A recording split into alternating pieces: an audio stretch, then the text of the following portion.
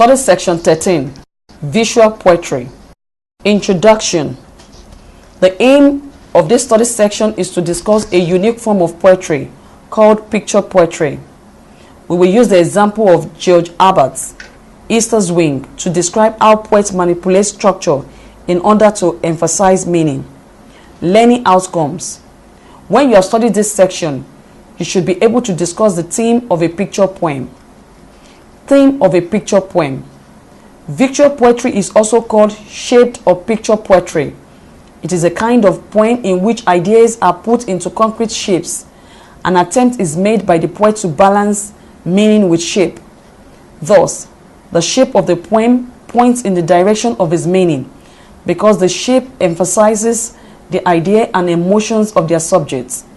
In such poems, the focus of attention is on the visual arrangement of lines, words, and spaces. Attempt is also made to fuse writing with painting and graphic designs. This kind of poem makes an appeal to the reader's sense of seeing and hearing. The Chinese were known to have produced it for many years, and so also were the Greeks. Roberts and Jacobs, 933, writes that in the 17th century, traditional English poets were manipulating the lines of their poems to represent wings, altars, squares, triangles, stars, and the like. This type of poetry was often more ingenious than significant. Exceptional poets, however, produce shaped verse in which the visual image and the meaning echo each other. In an attempt to understand it, one should seek correspondences between images and poetic ideas. Essentially, time should be spent to study and then describe the shape of the poem and the pattern of lineation, especially as they increase and decrease, to reflect the meaning of the poem. The poem should also be read from different angles.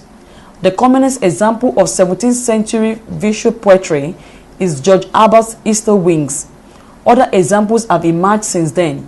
They include May Swenson's Women, 1968, and Charles Appel Webb's The Shape of History, 1995, among others.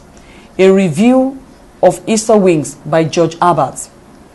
George Herbert was born into a noble family that had properties and titles. He was educated at Westminster and Trinity College, Cambridge. He became the fellow of this institution at the age of 22 and was also its public orator until he became a priest in 1630. When he realized that his health was failing, he sent his English poems to Ferrari, his friend, with the instruction that they should be published. According to Margaret Drabble, 473, Herbert describes the poem as a picture of the many spiritual conflicts that have passed between God and my soul. He later died in 1633. His poems were published in 1633 after his death. The poem Easter Wings gives the biblical account of how sin and death were introduced as punishment for humankind after the disobedience of Adam and Eve in the Garden of Eden, and a prayer for redemption. It compares humanity's loss of Eden to the person's spiritual state once seeking for salvation. Edgar and Jacob further write that when the poem is viewed straight on each stanza, that it resembles an altar. Sideways, the stanza resembles the wing of two angels. The images are thus linked with the title of the poem, and they connote contrition, prayer, grace, and angelic reward. 935. Easter Wings. Lord, who created man in wealth and store, through foolishly he lost the same, decaying more and more, till it became most poor. With thee, O let me rise, as larks harmoniously, and sing this day thy victories. Then shall they fall further the flight in me. My tender age in sorrow did begin, and still with sickness and shame thou didst so punish sin, that I became most thin with thee. Let me combine and feel this day thy victor, for if I limp my wing untamed, affliction shall advance the flight in me. The poem is in 4 stanzas. The arrangement of the stanza is manipulated. Every stanza that begins with a long line is followed by another stanza with a short line.